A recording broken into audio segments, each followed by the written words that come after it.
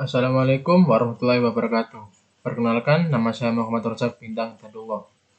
Di sini saya akan mempresentasikan hasil tugas saya tentang bisnis model kanvas.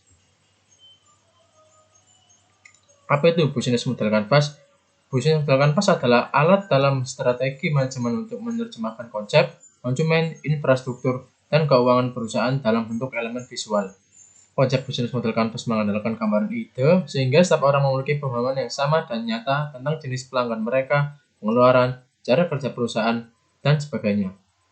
Dalam sebuah bisnis, apapun bentuknya, tentunya ada beberapa orang yang beroperasi agar aktivitas bisnis tetap berjalan. Sebuah bisnis juga membutuhkan strategi, manajemen, dan sistem yang memudahkan orang-orang di dalamnya untuk bekerja secara efektif dan sesuai dengan tujuan perusahaan. Salah satu model bisnis yang terbukti efektif dan sering diterapkan adalah bisnis model kanvas. Implementasi bisnis model kanvas atau biasa disebut dengan BMC. Strategi menjadi kata kunci dalam sebuah bisnis karena strategi adalah salah satu elemen paling penting dalam pengembangan bisnis agar bisnis mampu bertahan dan berkompetisi.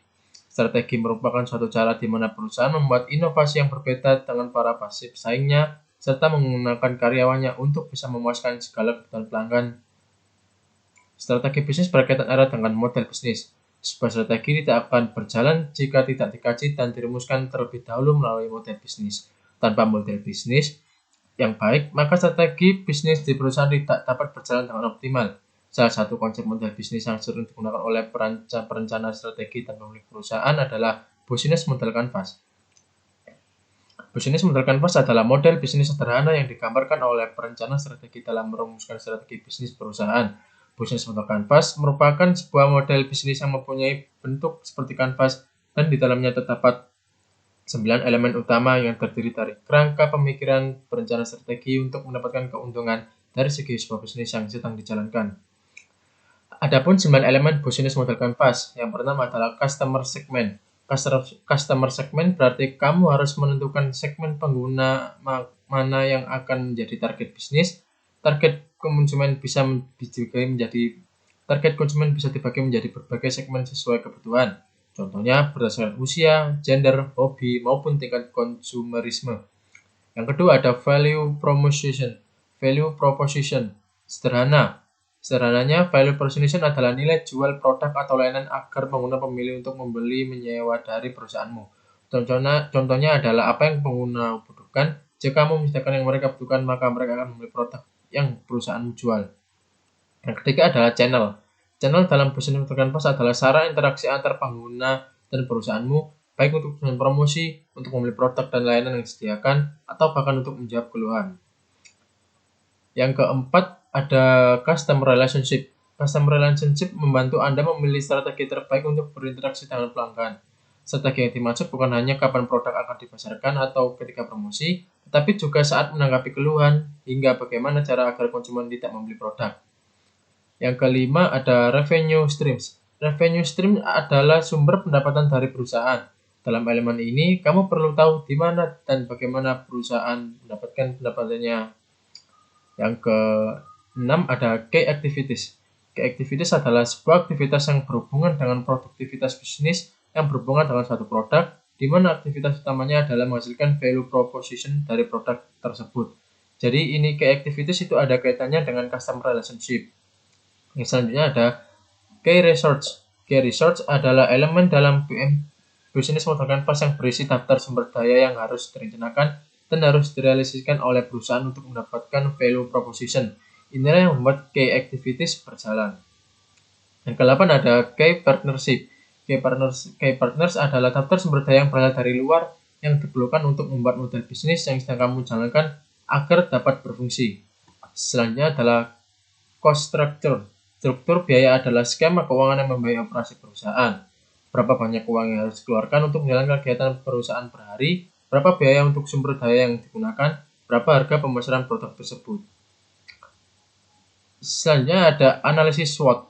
Analisis SWOT adalah sebuah analisis strategi yang dilakukan secara sistematis dan digunakan untuk merumuskan strategi bisnis yang baru bagi perusahaan. Analisis ini dirumuskan oleh perusahaan untuk mengoptimalkan kekuatan atau strength dan peluang opportunity yang berasal dari lingkungan internal perusahaan. Namun, pada saat yang sama analisis ini dapat mengelimir kelemahan, weakness, dan ancaman atau threat yang berasal dari luar lingkungan perusahaan. Selanjutnya, kita mempelajari tentang strategi pengembangan bisnis. Bagaimana sih strategi pengembangan bisnis? Yang pertama, kita harus menganalisis lingkungan internal.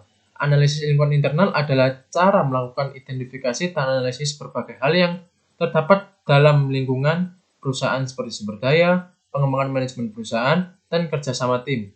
Analisis lingkungan internal merupakan pendekatan fungsi-fungsi bisnis sebagai sebuah tindakan yang bertujuan untuk melakukan analisis faktor internal perusahaan yang terdiri dari kelebihan dan kekurangan perusahaan.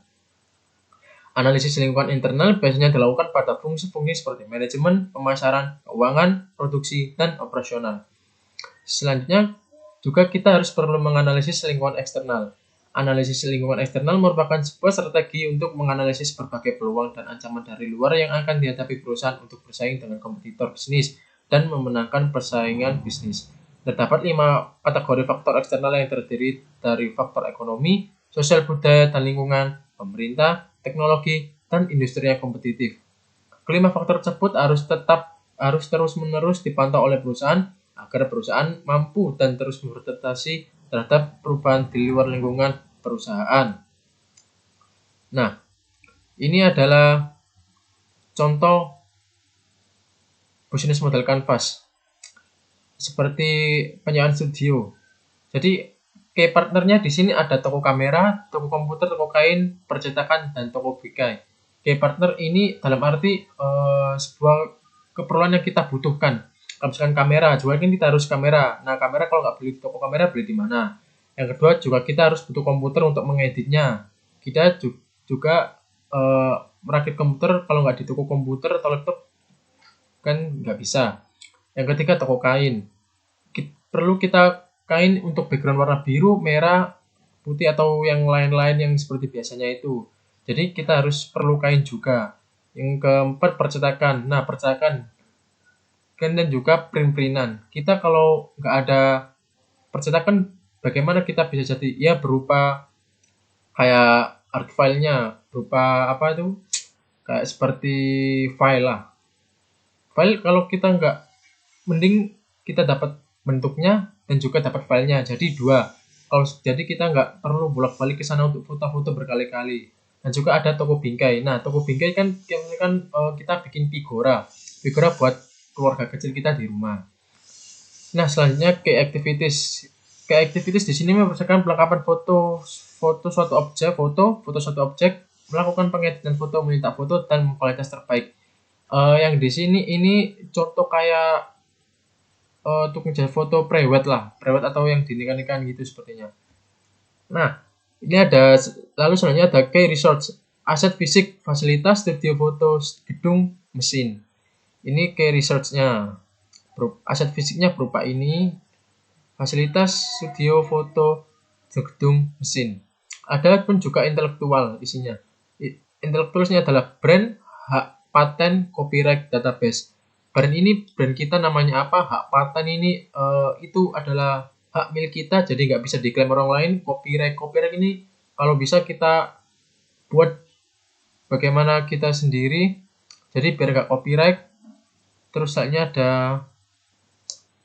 database kita bagaimana customer database itu seperti kayak level orang-orang itu bagaimana, jadi kita harus simpan. Partnership ada informasi rahasia perusahaan plus human ini tenaga kerja, kayak misalkan tukang fotonya, terus ada tukang editnya, terus kayak tukang makeupnya dan lain-lain. Ada pun juga sumber finansial, sumber daya keuangan. Sumber daya keuangan di sini dimaksud adalah bagaimana cara pembayarannya, bisa cash atau kredit atau dan lain-lain. Ini value proposition. Value propositionnya di sini adalah kayak bagaimana cara kita menarik pelanggan atau customer tersebut agar mau foto dengan kita, seperti membuat kayak tulisan situ yang memproduksi foto dengan kualitas gambar beresolusi tinggi walaupun melalui tahap pengeditan serta menggunakan berbagai macam background, ataupun studio yang memproduksi foto dengan kualitas gambar beresolusi tinggi jika di zoom tidak pecah, dicetak tidak buram. Nah, seperti itu. Adapun juga customer relationship. kita bisa kayak online, misalkan ada Instagram, terus blognya, WhatsApp-nya, Twitter, Facebook, dan lain-lain. Kan sekarang banyak media online yang bisa kita buat promosi. Offline. Nah, offline di sini kita bisa pasang spanduk atau mengadakan event atau pameran, ikut-ikut event atau pameran, dan kayak kita buat brosur. Nah, channel. Channel ini direct marketing, email marketing, social marketing. Ini maksudnya adalah direct marketing atau kayak kita menawarkan sebuah orang melalui sebuah pesan WA lah, misalkan, kamu nggak nggak mau foto di sini kah, di studioku kah, atau email ya kan, ada kayak penawaran gitu. Jadi kita ibaratnya itu promosi melalui email, dan ini juga sosial media lah, sosial marketing atau dari mulut ke mulut. Selanjutnya adalah customer segment. Customer segment ini mencakup semua kelompok usia, baik dari pelajar, mahasiswa, masyarakat sekitar yang membutuhkan, seperti prewed atau foto keluarga, wisuda, atau biasanya kalau zaman sekarang itu tren-tren anak sore lah. Kalau misalkan lagi nyuri kita foto-foto pakai kamera gitu.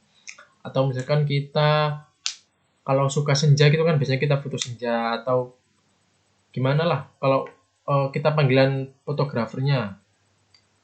Di sini ada cash struktur, pembelian perlengkapan foto. Nah, pembelian perlengkapan foto ini dapat bagaimana saja. Misalkan 3R dapat 2, terus 4 kali 6 dapat 8, 3 kali 4 dapat 15, terus pembelian software edit foto kayak misalkan Bingkai. Bingkai 3R harga sekian, ambil 2 jadi harga sekian. Nah, ini pembayaran gaji pegawai, pembayaran biaya perawatan perlengkapan seperti kamera, lensa kamera, terus kayaknya agar tidak kotor, dan juga seperti tinta pada percetakannya masih ada atau sudah habis. Nah, ini ada pembayaran sewa gedung. Kalau misalkan kalian buka di rumah ya, kalian berapa biaya kontraknya. Kalau misalkan kalian punya gedung atau studio sendiri ya, berapa sewa studio tersebut. Sewa fotografer profesional ini yang dimaksud ini adalah kayak panggilan. Sewa fotografer profesional, misalkan ada prewed, terus foto wisuda atau dan lain-lain.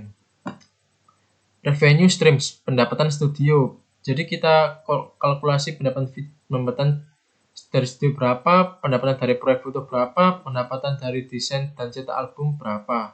Seperti itu. Nah, di sini dapat kesimpulan.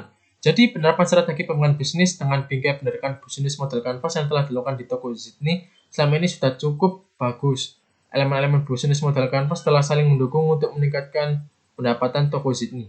Terdapat 6 elemen yang perlu diimprovisasi ke dalam bisnis model Canvas yang baru setelah dilakukan analisis SWOT. Direncana adalah tadi, customer relationship, channel, key partnership, key research, revenue stream, dan cost structure. Usulan implikasi strategi pada 6 elemen tersebut diantaranya mengembangkan key research, menambah cost struktur melalui untuk biaya iklan atau promosi, serta mengajak pelanggan untuk menjadi reseller atau dropshipper sebagai key partnership, customer relationship, dan channel untuk meningkatkan revenue stream.